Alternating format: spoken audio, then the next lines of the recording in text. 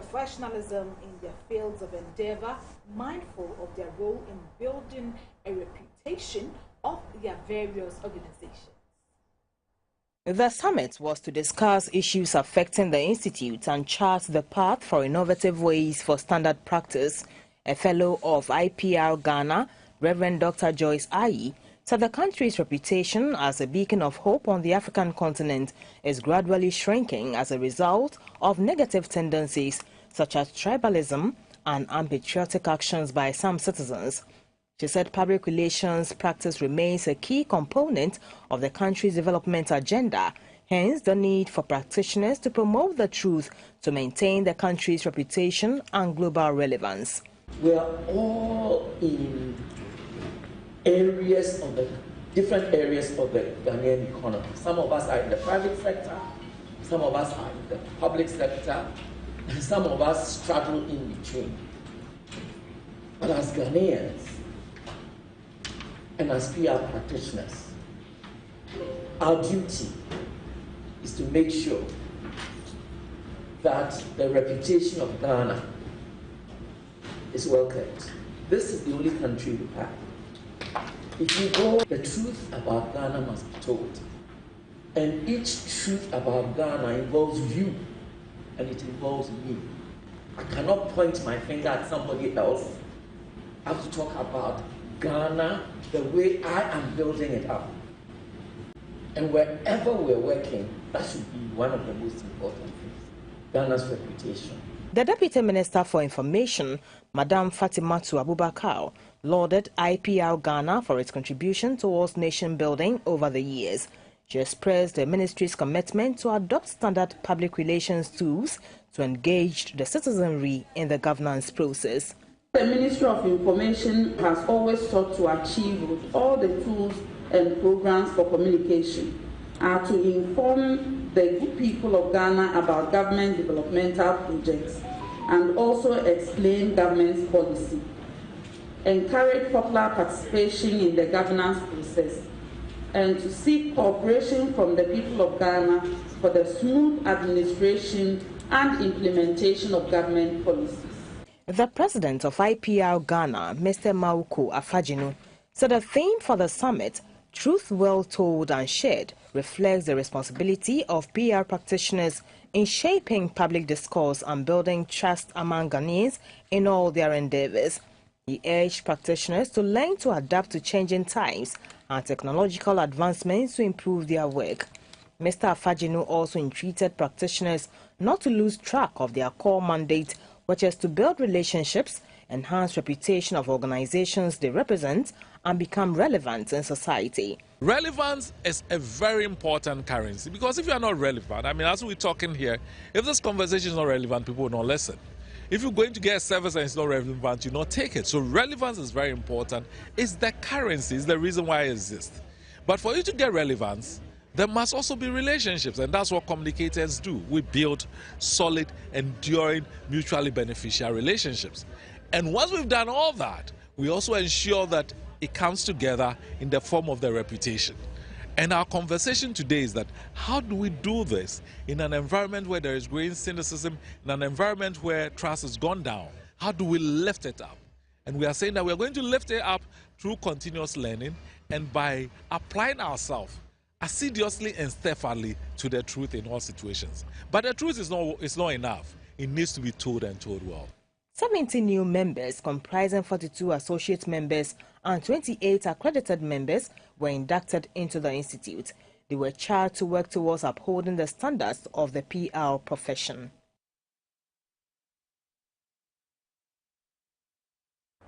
In an effort to improve public service broadcasting, the Ghana Broadcasting Corporation is resourcing and retooling its regional stations across the country.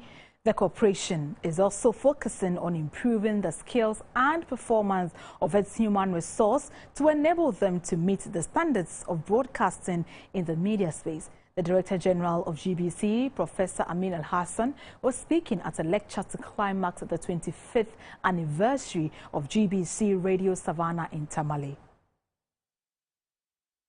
GBC Radio Savannah for years enjoyed monopoly as the only local radio station in the northern region until the advent of private radio stations.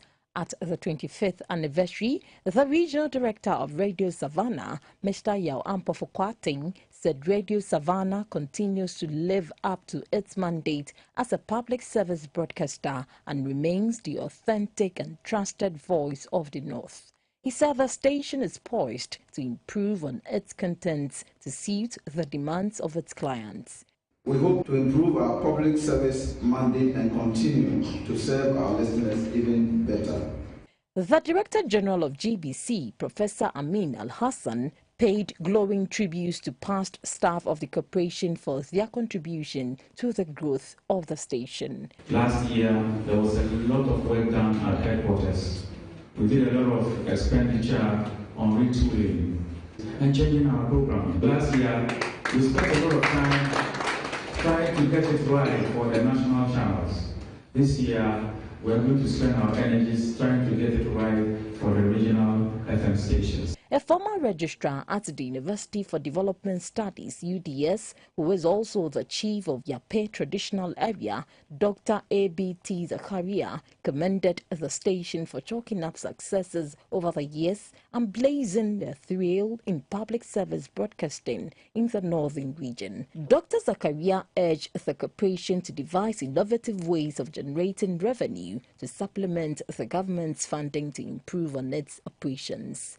It is expected that Radio Savannah will devise innovative ways of generating income by looking afield and casting their nets wide to rake in more income. The anniversary celebration lecture was on the theme celebrating 25 years of public service broadcasting in northern Ghana, achievements, challenges and prospects. Ministers of State and Members of Parliament have attended a capacity building program at Kwewu Nkwatia in the Eastern region to review performance of the government and the legislature in the past year and strategize to perform more effectively. The Chief of Staff, Madam Frema Opare, tasked the parliamentarians to remain focused to enable them to execute their duties diligently. The program, the first for the major caucus for this year, was to afford them the platform to critically review the performance of the government so far. The majority leader, Mr. Osei Mensah Bonsu, mentioned bills that have been laid for consideration in Parliament, including the e-levy. There are 4 bills before committees now and 5 private bills. For instruments, we have 87 instruments. There are outstanding issues that in the first week we may have to vote on. And then, of course, you do know the status of the e-levy. The Deputy Majority Leader, Mr. Alexander Apenyo-Markins, said it is important to mobilize revenue to improve the country's educational infrastructure to make it competitive globally.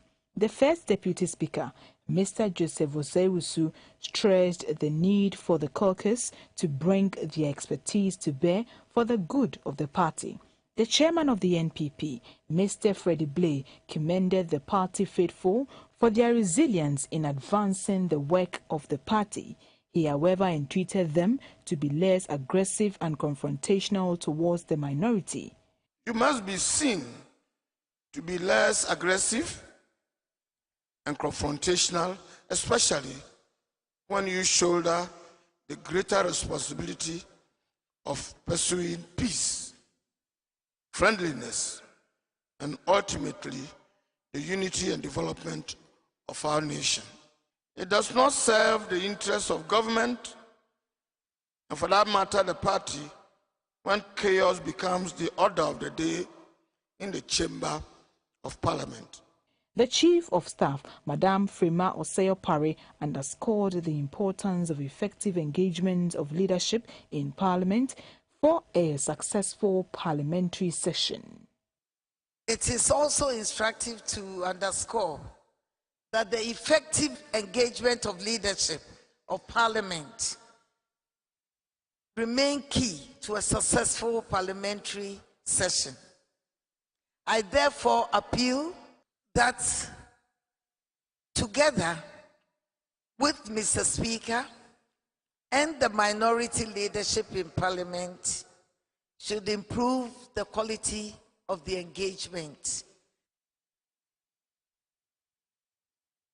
The National Youth Authority is to recruit 100,000 young Ghanaians as volunteers to formalize activities of youth volunteer groups in the country. This will also enable the youth to acquire employable skills. The Chief Executive of the NYA, Mr. Pius Hajide, made this known when he led a delegation to the Menchia Palace to pay a courtesy call on the Asantehene Otumfuo State 2. National Youth Authority was established with a mandate to coordinate and facilitate youth empowerment activities as the authority works to enhance the overall development of young people in the country.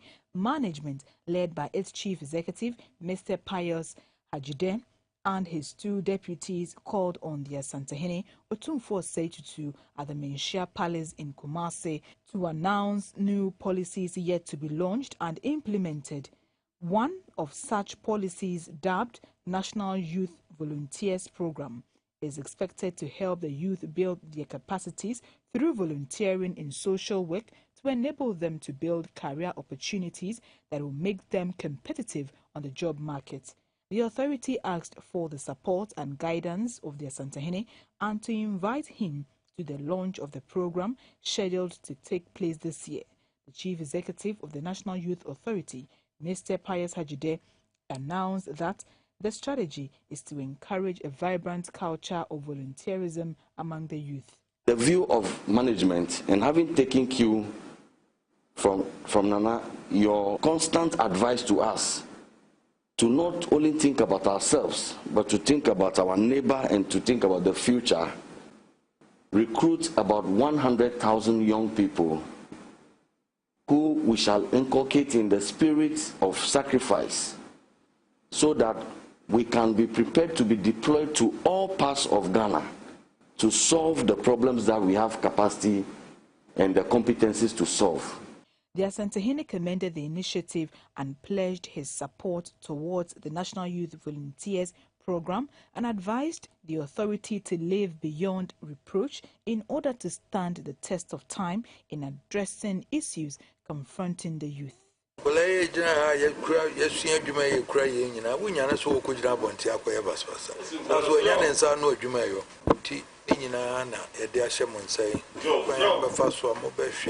That's our name and kakra, yet we need another croda.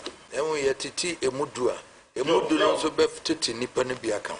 To National Youth Authority, a Juma de Asha Monsano. As a Muhun no Kratas, one as a Juma Sumpu Magana.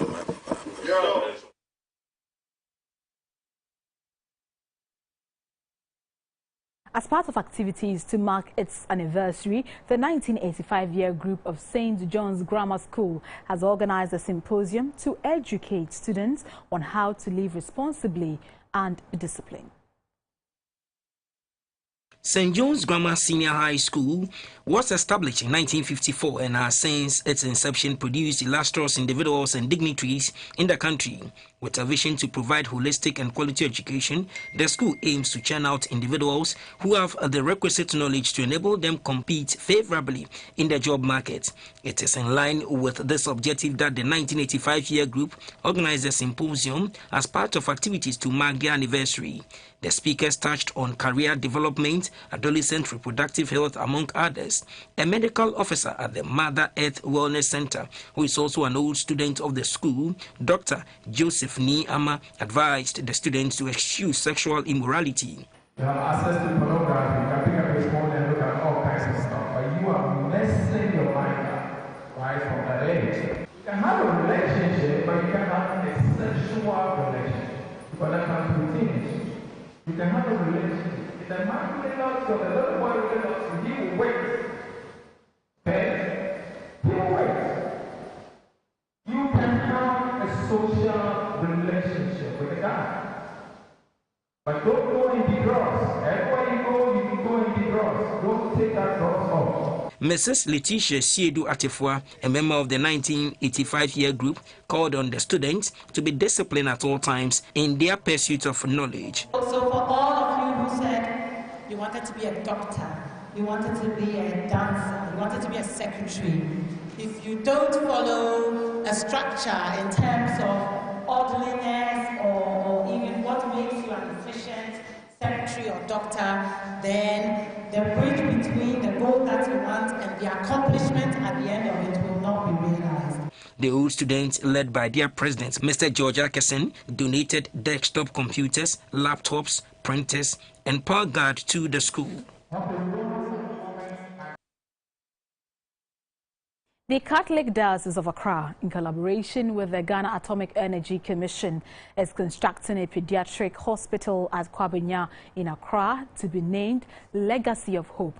The Metropolitan Archbishop of Accra, Most Reverend John Bonaventure Kofi, who cut the sword for the project, said the facility would go a long way to complement government's efforts. The Legacy of Hope Pediatric Hospital is a brainchild of the Catholic Archbishop of Accra, the Most Reverend John Bonaventure Kofi. After visiting health posts in Accra and realizing there was no hospital dedicated to children apart from the Princess Marie Louise Children's Hospital, the man of God was touched to do something memorable. His instrumentality led to the Catholic Church embarking on the project. The project, estimated at $119 million, will be constructed in phases. The first phase is expected to be completed within 2 years with an amount of $2 million. The Vicar General of the Archdiocese of Accra, Reverend John Kobina Louise, threw more light on the project. In collaboration with the Ghana Atomic Energy Commission, we also want to focus also on the child care as far as cancer, children's cancer are concerned. I just had a chat with the board of directors of the commission, and he says cases of child or infancy cancer is on the rise in the country. The Metropolitan Archbishop of Accra, Most Reverend John Bonaventure Kofi, thanked all for supporting a good cause. Children are our future, and every child deserves a future. This is a responsibility that is acknowledged by almost every adult that I know. There's no better way to impact a child's future than in being attentive to their needs, ensuring their protection, and giving to support their development at every given opportunity. He later cut the sword for work to begin.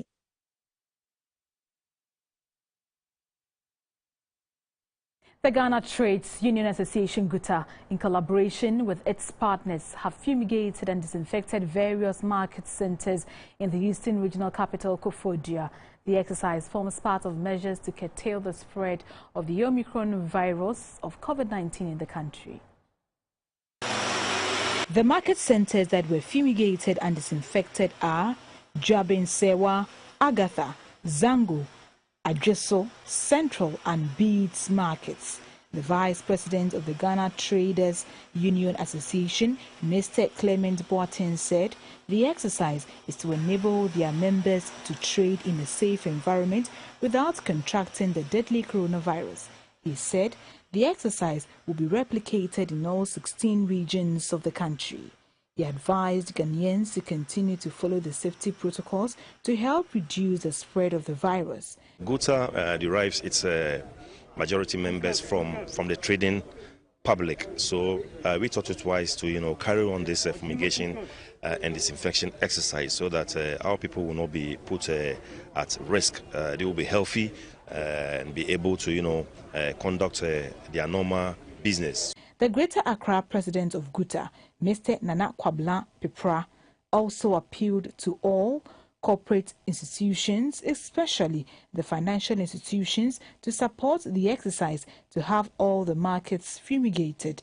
The municipal chief executive for New Jabin South, Mr. Isaac Apau Jesse, commended GUTA for the initiative and pledged the Assembly's support to make it successful. The General Overseer of Apostolic Faith Mission International, Apostle Dr. de Graft Osei Kwame, has appealed to government to ensure that effective measures are put in place to make Ghanaians tax compliant.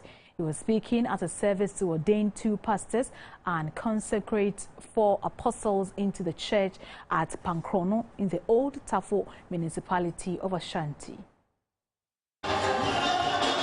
The Apostolic Faith Mission International was established in February 1989 at Achem Adofo in the Eastern Region by Apostle Dr. de Graft Osei Kwame, who was then an evangelist and had left the military.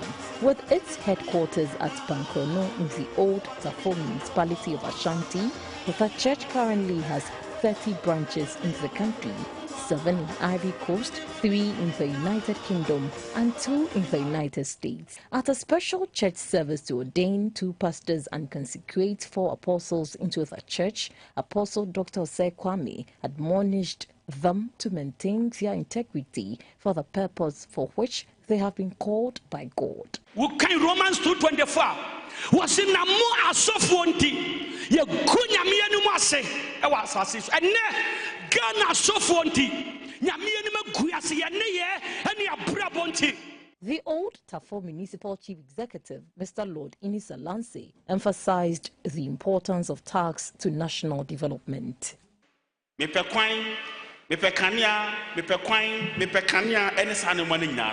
What is your contribution at the end of the day, the week, month, and year by way of tax? Obia kwan ye problem. Ebe fasikan wa he. Obia penyansa kwan e yiveri tax. Ye mtua ne se ne yesese etua no. Aya aban adwuma e fo ne kakra bi na e ne nya ye ntie direct. If you missed some of the past week's major story headlines, here is an opportunity to catch up in pictures.